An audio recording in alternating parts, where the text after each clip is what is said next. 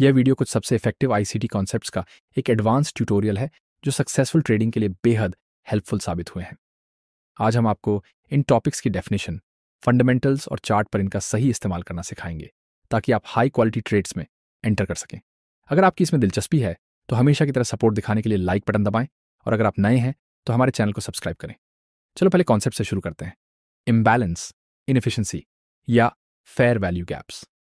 SMC trading plan पूरी तरह price action और इंस्टीट्यूशनल एक्टिविटीज को ट्रैक करने पर बेस्ड है, जिन्हें हम स्मार्ट मनी भी कहते हैं। स्मार्ट मनी का मतलब है वे बड़े ऑर्डर्स जो मार्केट में बैंक्स, हेज फंड्स, ब्रोकर्स और दूसरी बड़ी इंस्टीट्यूशंस लगाते हैं।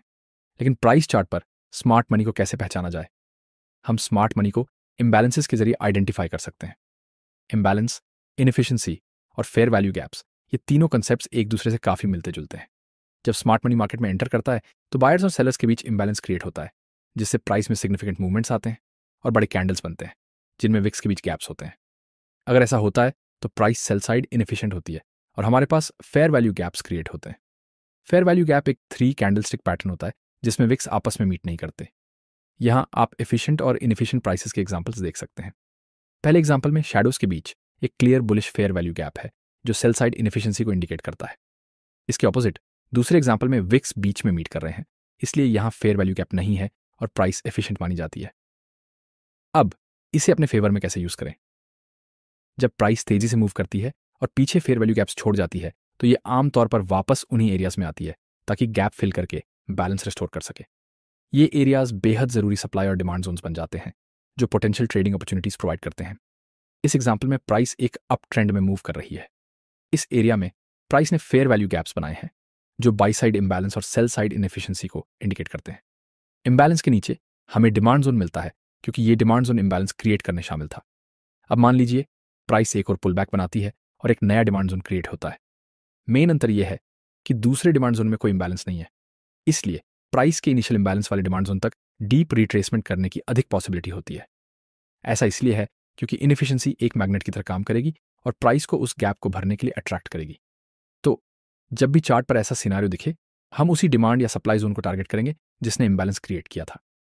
इस जोन में प्राइस रिवर्स होने की पॉसिबिलिटी ज्यादा होती है, बजाय उन जोन्स के जो एफिशिएंट मूवमेंट से जुड़े होते हैं।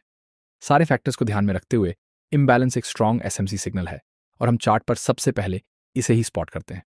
हालांकि किसी भी कॉन्सेप्ट की तरह इसे भी दूसरे फैक्टर्स के साथ कंबाइन करके यूज करना जरूरी होता है ताकि एक वेल इन्फॉर्म्ड ट्रेडिंग डिसीजन लिया जा सके। दूसरा कॉन्सेप्ट है लिक्विडिटी। लिक्विडिटी बनती है स्टॉप लॉसेस की प्लेसमेंट से। जहां स्टॉप लॉसेस रखे जाते हैं वहीं लिक्विडिटी मौजूद होती है। स्मार्ट मनी स्टॉप लॉसेस को ट्रिगर करके स्ट्रेटेजिकली मार्केट में एंटर करता है ताकि वे अपनी पोजीशंस को सही से एस्टैब्लिश कर सकें। हर स्विंग हाई और स्विंग लो में लिक्विडिटी मौजूद होती है। हमें पता होता है कि अगर प्राइस इस एरिया में पुल बैक करती है तो कई प्राइस एक्शन ट्रेडर्स यहां लॉन्ग जाएंगे और बुल मार्केट का फायदा उठाने के लिए अपने स्टॉप लॉसेस इस लेवल के नीचे रखेंगे। जैसे ही प्राइस स्विंग हाई के करीब आती है, ट्रेडर्स अपने प्रॉफिट्स बुक कर लेते हैं या रेजिस्टेंस एरिया पर शॉर्ट पोजीशंस ओपन कर लेते हैं। इसलिए हमारे पास लिक्विडिटी स्विंग लोज के नीचे और स्विंग हाइज के ऊपर होती है। एक आइडियल अप ट्रेंड में करेक्शन इसी रेंज के अंदर होती है और प्राइस बुलिश मोमेंटम और लिक्विडिटी गैदर करने के बाद ऊपर की ओर बढ़ती रहती है। कई प्राइस एक्शन ट्रेडर्स चार्ट को ऑब्जर्व कर रहे होते हैं और लॉन्ग एंट्री के सिग्नल्स की तलाश में होते हैं। यही कारण है कि एक बुलिश इंगल्फिंग कैंडलस्टिक भी एक स्ट्रॉन्ग लिक्विडिटी एरिया बन सकती है। कई ट्रेडर्स इसे बुलिश मोमेंटम का इंडिकेशन मानते हैं और लॉन्ग पोजीशंस ओपन करते हैं और अपने स्टॉप लॉसेस इंगल्फिंग कैंडल के नीचे सेट करते हैं। हालांकि as a smart money trader हम मार्केट में तब एंटर करना चाहेंगे जब स्टॉप लॉसेस स्वीप हो चुके हों। इसलिए अगर हमें इस कैंडलस्टिक के नीचे एक डिमांड जोन मिलता है तो हम प्राइस के हमारे जोन में आने का वेट करेंगे और फिर बाय पोजीशन ओपन करेंगे। मार्केट में लिक्विडिटी के कई फॉर्म्स होते हैं, लेकिन हम मेनली इक्वल हाइज और इक्वल लोस पर ध्यान देते हैं। जैसा कि नाम से पता चलता है, इक्वल लोस तब बनते हैं जब लो पॉइंट्स लगभग एक ही लेवल पर होते हैं और इसी तरह प्राइस इक्वल हाइज तब बनाती है जब हाई पॉइंट्स एक सेम लेवल पर होते हैं। प्राइस एक्शन के टर्म्स में इसका क्या मतलब है? चार्ट पर बने डबल या ट्रिपल बॉटम्स कई रिटेल ट्रेडर्स के लिए ट्रेडिंग ऑप्शंस खोजने के बेहतरीन इंडिकेटर होते हैं। वे उम्मीद करते हैं कि जब प्राइस इस एरिया में फिर से आएगी तो रिजेक्शन होकर ऊपर की ओर जाएगी, इसलिए वे इन लेवल्स पर लॉन्ग पोजीशन एंटर करते हैं और अपने स्टॉप लॉसेस इस एरिया के नीचे रखते हैं। बेरिश मार्केट में भी यही सिनेरियो होता है। जब प्राइस रेजिस्टेंस एरिया को टच करती है तो retail traders short position open करते हैं क्योंकि उन्हें डाउनसाइड रिजेक्शन की उम्मीद होती है। उनके स्टॉप लॉसेस इस जोन के ऊपर होते हैं जिससे इस एरिया के ऊपर लिक्विडिटी बन जाती है। अगर स्मार्ट मनी यहां पर सेल करना चाहता है तो प्राइस को पहले इस रेजिस्टेंस एरिया से ऊपर पुश किया जाता है ताकि लिक्विडिटी ग्रैब की जा सके और फिर प्राइस को ओरिजिनल बेरिश डायरेक्शन में उनके द्वारा पुश किया जाता है। तीसरा कॉन्सेप्ट है मार्केट मेकर मॉडल। अब इंस्टीट्यूशनल प्राइस स्विंग्स में मार्केट मेकर मॉडल क्या होता है? मार्केट में दो प्रकार की लिक्विडिटी होती है, बाय साइड और सेल साइड लिक्विडिटी। किसी हाई या ग्रुप ऑफ हाइज के ऊपर की लिक्विडिटी बाय साइड लिक्विडिटी कहलाती है। जब प्राइस इस लेवल के करीब आती है तो bearish traders short position open करते हैं या अपनी पहले से ओपन शॉर्ट पोजीशंस को प्रोटेक्ट करते हैं। दूसरी ओर ब्रेकआउट ट्रेडर्स लॉन्ग जाते हैं अगर प्राइस इस लेवल को तोड़ती है तो। इस लिक्विडिटी को ग्रैब करने के लिए स्मार्ट मनी प्राइस को थोड़ा ऊपर पुश करते हैं, जिसे बाय साइड लिक्विडिटी कहते हैं। ये प्राइस को ऊपर ले जाता है ताकि रिलेटिव इक्वल हाइज के ऊपर मौजूद लिक्विडिटी को इंगेज किया जा सके। स्मार्ट मनी इस लिक्विडिटी को इंगेज करता है, ट्रेडर्स को दोनों तरफ ट्रैप करता है और फिर स्मार्ट मनी सेल कर देता है। अब इसी कॉन्सेप्ट को बेरिश सिनारियो पर अप्लाई करते हैं। किसी लो या ग्रुप ऑफ लोज के नीचे की लिक्विडिटी सेल साइड लिक्विडिटी कहलाती है। बुलिश सिनारियो की तरह जब प्राइस इस लेवल के करीब आती है तो बुलिश ट्रेडर्स लॉन्ग जाते हैं या अपनी पहले से ओपन लॉन्ग पोजीशंस को प्रोटेक्ट करते हैं। दूसरी ओर ब्रेकआउट ट्रेडर्स शॉर्ट जाते हैं अगर प्राइस इस लेवल को तोड़ती है तो। इस लिक्विडिटी को ग्रैब करने के लिए प्राइस थोड़ा नीचे आता है। एसएमसी इस लिक्विडिटी को एंगेज करता है, ट्रेडर्स को दोनों तरफ ट्रैप करता है और फिर smart money by position open करता है ताकि बाई साइड लिक्विडिटी को एंगेज किया जा सके। जब प्राइस डिमांड लेवल तक पहुंचने से पहले सपोर्ट्स और इंटरनल स्ट्रक्चर्स क्रिएट करती है तो इस लेवल से बाउंस होने की पॉसिबिलिटी बढ़ जाती है। ऐसा इसलिए होता है क्योंकि ये सारे सपोर्ट्स ट्रेडर्स को बाय करने के लिए अट्रैक्ट करते हैं। उनके स्टॉप लॉसेस सेल ऑर्डर्स का काम करते हैं और अगर smart money by order place करना चाहता है तो उसे मार्केट में सेलर्स की जरूरत होती है। इस डायनामिक की वजह से प्राइस डिमांड लेवल से बाउंस कर सकती है क्योंकि बायर्स परसीव्ड वैल्यू का फायदा उठाने के लिए एंटर करते हैं और सेलर्स के ऑर्डर्स बाइंग प्रेशर द्वारा अब्जॉर्ब हो जाते हैं। इसी वजह से सप्लाई और डिमांड जोन्स के अंदर लिक्विडिटी ग्रैब पैटर्न्स का बनना short term market structure shifts के लिए एक बेहतरीन कन्फर्मेशन होता है। लिक्विडिटी ग्रैब पैटर्न्स बनने के बाद मार्केट दूसरी ओर के लिक्विडिटी जोन्स की तरफ मूव करता है। मार्केट डायरेक्शन, इससे पता चलता है कौन कंट्रोल में है। मार्केट डायरेक्शन को पहचानना आमतौर पर प्राइस चार्ट को एनालाइज करने का पहला स्टेप होता है। हमें ट्रेंड को आइडेंटिफाई करना होता है और यह तय करना होता है कि बायर्स या सेलर्स में से कौन कंट्रोल में है। हम हमेशा मार्केट के कंट्रोलिंग साइड के साथ ट्रेड करना प्रेफर करते हैं। अब जानते हैं सिस्टम कैसे काम करता है। ये सिस्टम मिटिगेशंस पर काम करता है। जब प्राइस डिमांड लेवल को मिटिगेट करता है तो डिमांड सप्लाई पर कंट्रोल ले लेती है। इसके ऑपोजिट जब प्राइस सप्लाई जोन को मिटिगेट करता है तो सप्लाई डिमांड पर कंट्रोल कर लेती है। मान लीजिए प्राइस एक अप ट्रेंड में मूव कर रहा है और हायर हाइज और हायर लोज बना रहा है।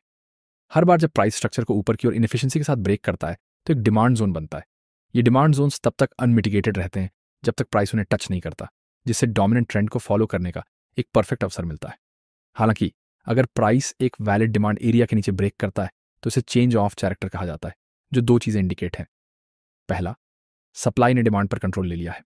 दूसरा, एक वैलिड सप्लाई एरिया एस्टेब्लिश हो गया है। इसके बाद प्राइस डाउनवर्ड मूव करना जारी रखता है, सप्लाई एरियाज बनाता है जब तक कि वह अगले अनमिटिगेटेड डिमांड एरिया तक नहीं पहुंच जाता। इस लेवल पर सप्लाई और डिमांड के बीच एक बैटल होती है। कई बार हमें इन दोनों जोन्स के बीच एक कंसोलिडेशन फेज या रेंजिंग मार्केट देखने को मिलती है। किसी भी जोन का ब्रेक होना यह तय करता है कि कंट्रोल किसके पास है।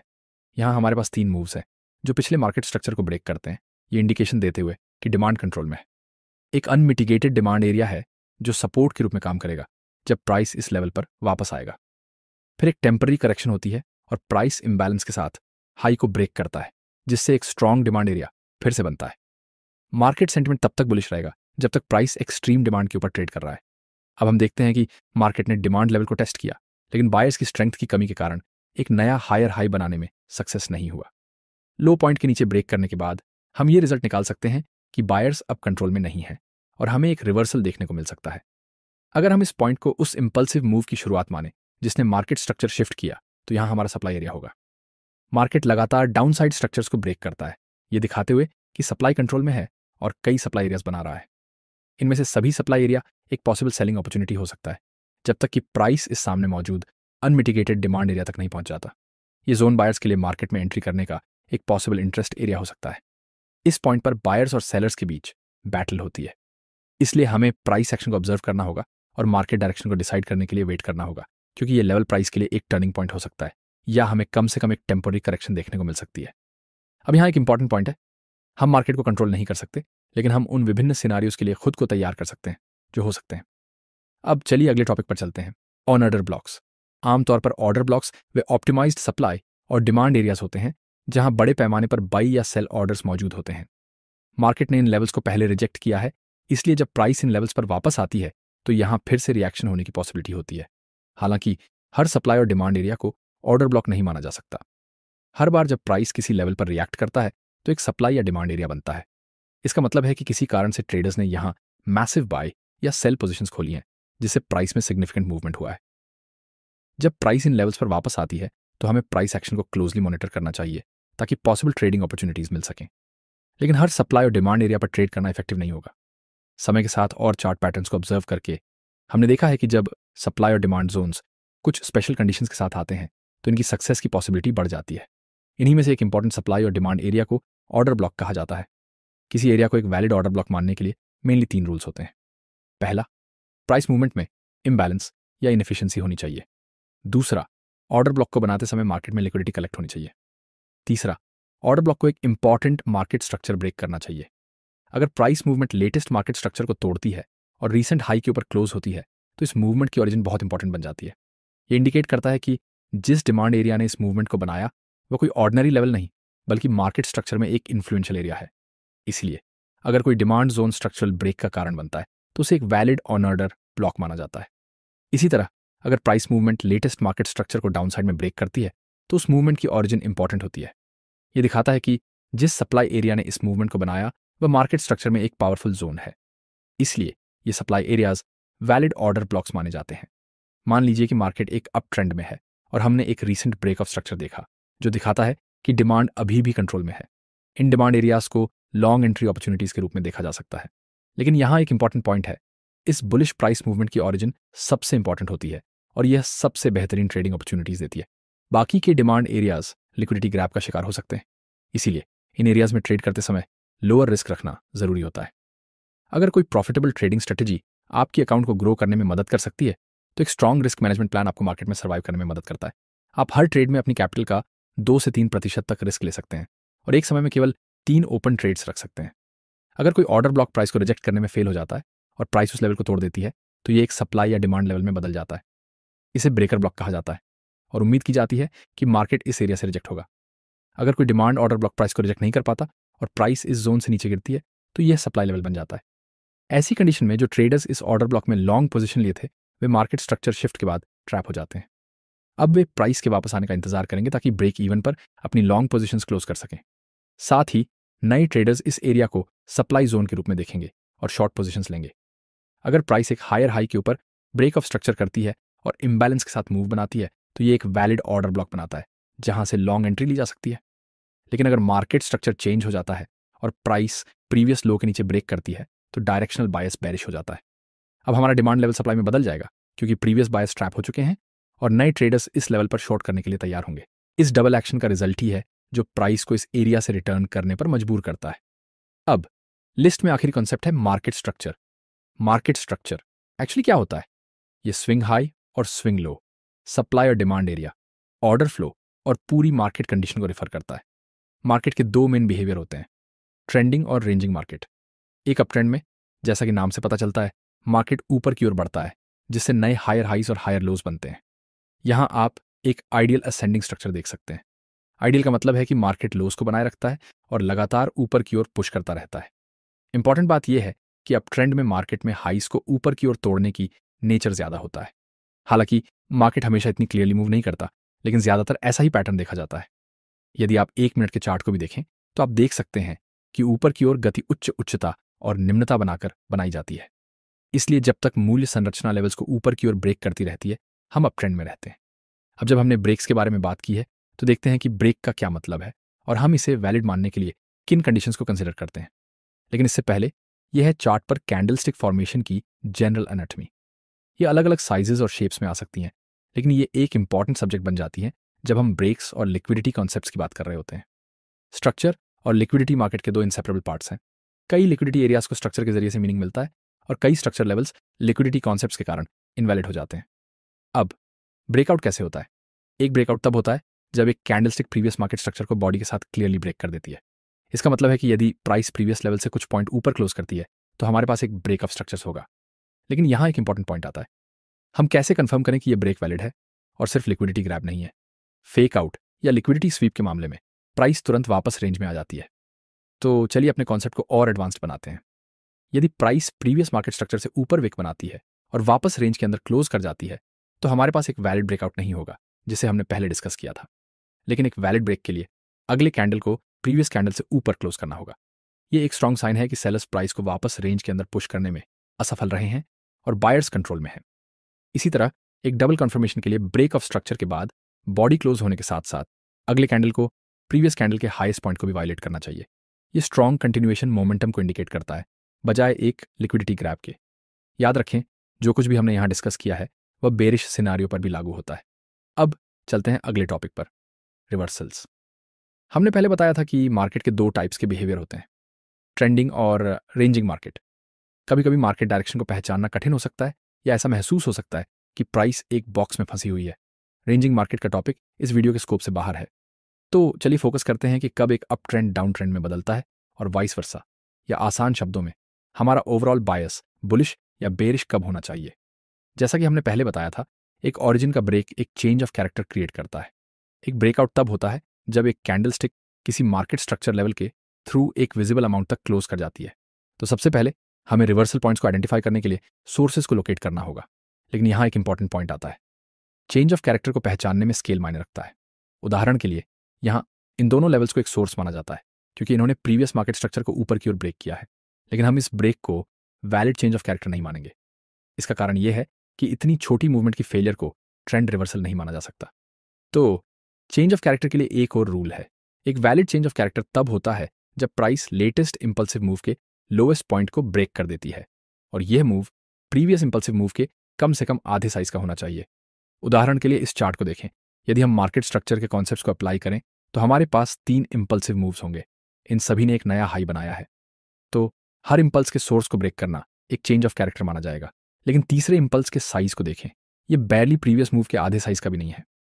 तो इस केस में यदि प्राइस स्विंग लो से नीचे ब्रेक करती है तो हम इसे valid change on off character नहीं मानेंगे। इसलिए हम चार्ट पर लेटेस्ट इंपल्स को प्रीवियस इंपल्स के साथ कंपेयर करते हैं और इसे कम से कम आधे साइज का होना चाहिए ताकि इसे वैलिड रिवर्सल माना जाए। उदाहरण के लिए यदि प्रीवियस मूव 40 पॉइंट्स का है तो लेटेस्ट इंपल्स कम से कम 20 पॉइंट्स का होना चाहिए, नहीं तो हमारे पास कोई वैलिड चेंज ऑफ कैरेक्टर नहीं होगा। अब बैरिश सिनेरियो में ये हमारे इंपल्सिव बैरिश मूवमेंट्स है। यदि प्राइस इस लेवल को ब्रेक करती है तो इसे एक वैलिड चेंज ऑफ कैरेक्टर माना जाएगा क्योंकि यह इंपल्सिव मूवमेंट प्रीवियस मूव के आधे से क्लियरली बड़ा है। ध्यान रखें कि हम हमेशा चार्ट पर लेटेस्ट इंपल्स को प्रीवियस इंपल्स के साथ कंपेयर करते हैं। कोई फर्क नहीं पड़ता कि आपकी एंट्री स्ट्रैटेजी क्या है, डोमिनेंट मार्केट डायरेक्शन के साथ ट्रेडिंग करने से आपके विन रेट्स और रिस्क टू रिवॉर्ड रेशियो में इंस्टेंट इंप्रूवमेंट आएगी। लेकिन याद रखें, किसी भी सेटअप को अपने रियल अकाउंट पर इस्तेमाल करने से पहले आपको इसे अलग अलग स्टॉक्स और पेयर्स पर बैक टेस्ट करना चाहिए ताकि हिस्टोरिकल डेटा का इस्तेमाल करके ट्रेडिंग स्ट्रैटेजी के परफॉर्मेंस को एनालाइज किया जा सके। अब चार्ट पर ट्रेंड्स और रिवर्सल पॉइंट्स को पहचानने में सबसे इफेक्टिव कॉन्सेप्ट्स में से एक है लिक्विडिटी। लिक्विडिटी की बात करें तो आमतौर पर अगर हम इसे मार्केट स्ट्रक्चर माने तो लिक्विडिटी हमेशा टॉप के ऊपर और बॉटम के नीचे होती है। प्राइस में रीसेंट लो के नीचे लिक्विडिटी ग्रैब करने और फिर ऊपर की ओर पुश करते हुए रीसेंट हाई के ऊपर लिक्विडिटी ग्रैब करने का नेचर होता है। लेकिन अधिकतर केसेस में लिक्विडिटी का इस्तेमाल ट्रेंड कंटिन्यूएशन के लिए किया जाता है। इसका मतलब यह है कि बुलिश मार्केट में हम आमतौर पर देखते हैं कि प्राइस लोस के नीचे लिक्विडिटी को स्वीप करती है ताकि अपवर्ड मूवमेंट्स के लिए फ्यूल इकट्ठा किया जा सके। Candlestick formations liquidity SVEEP movements की पहचान करने में इंपॉर्टेंट होती है। बुलिश सिनारियो में एक कैंडलस्टिक के नीचे एक लंबी विक एक लिक्विडिटी ग्रैब मूवमेंट को इंडिकेट करती है। मान लीजिए कि यह एरिया हमारा प्रीवियस सपोर्ट है, तो यहाँ बहुत सारे बाय ऑर्डर्स लगे होंगे, जिसका मतलब है कि स्टॉप लॉस इस लेवल के नीचे कहीं होंगे। तो अगर एक लंबी विक इस एरिया को तोड़ती है तो इसे लिक्विडिटी ग्रैब माना जाएगा, लेकिन केवल तभी जब टॉप पर लंबी विक ना हो। यह एक इंपॉर्टेंट इंडिकेशन होगा कि प्राइस ऊपर की ओर मूवमेंट शुरू कर सकती है। सभी केसेस के लिए एक मैकेनिकल स्ट्रक्चर को डिफाइन करना पॉसिबल नहीं है, लेकिन जो हम देखना चाहते हैं वह यह है कि विक लेवल को पेनिट्रेट करे और जल्दी से वापस लौट आए। हालांकि इस विक का साइज बॉडी के कम से कम आधे के बराबर होना चाहिए। अब जैसा कि हमने पहले बताया था, एक रिवर्सल के लिए एक सोर्स को ब्रेक करना जरूरी है, लेकिन यहाँ एक इंपॉर्टेंट पॉइंट आता है।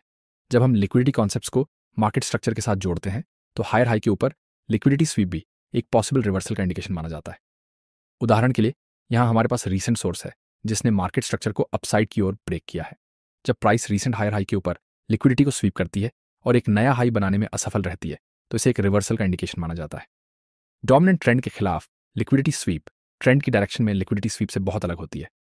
हाई के ऊपर लिक्विडिटी ग्रैब करना एक टेम्पररी रिवर्सल को इंडिकेट करता है, लेकिन हम ये उम्मीद नहीं करते कि प्राइस बहुत अधिक गिरेगी।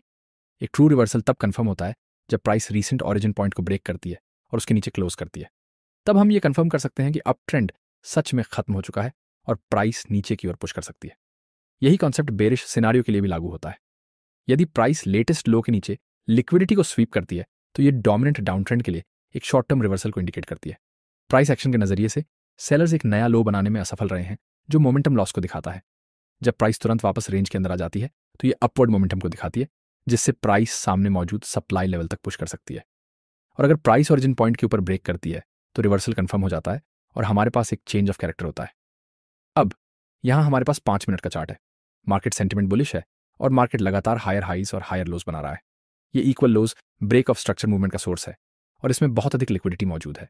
इसीलिए इस लेवल पर एक लिक्विडिटी स्वीप पैटर्न का बनना एक स्ट्रॉन्ग अपवर्ड कंटिन्यूएशन सिग्नल की तरह वर्क करता है। इसके ऑपोजिट हाई के ऊपर लिक्विडिटी स्वीप पैटर्न बनना इंडिकेशन देता है कि एक टेम्परेरी रिवर्सल आने वाला है। ये रिवर्सल बाद में कंफर्म होता है जब प्राइस रीसेंट सोर्स पॉइंट को ब्रेक कर देती है, जिसने ब्रेक ऑफ स्ट्रक्चर को क्रिएट किया था। तब हम ये उम्मीद कर सकते हैं कि प्राइस अपनी डायरेक्शन बदलेगी और नीचे की ओर पुश करना जारी रखेगी। अपने चार्ट पर इन कॉन्सेप्ट्स को प्रैक्टिस में लाना श्योरली आपकी चार्ट एनालिसिस को बेहतर करेगा, आपको प्राइस मूवमेंट्स के मेन रूल्स को समझने में मदद करेगा और आपकी ट्रेड एंट्रीज को ऑप्टिमाइज करेगा। तो दोस्तों, उम्मीद है कि इस वीडियो ने आपको वैल्यू दी होगी। अगर आपको भी ऐसा लगता है तो सपोर्ट दिखाने के लिए लाइक बटन जरूर दबाएं और अगर आप यहाँ नए हैं तो हमारे चैनल को सब्सक्राइब करें। चलिए अगले वीडियो में मिलते हैं।